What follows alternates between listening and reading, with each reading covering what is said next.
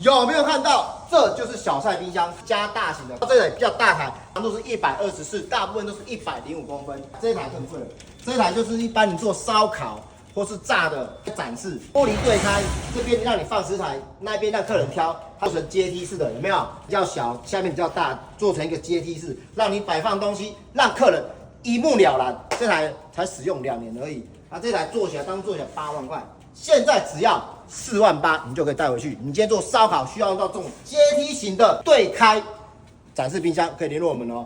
2种都各一台，卖完就没有了，谢谢。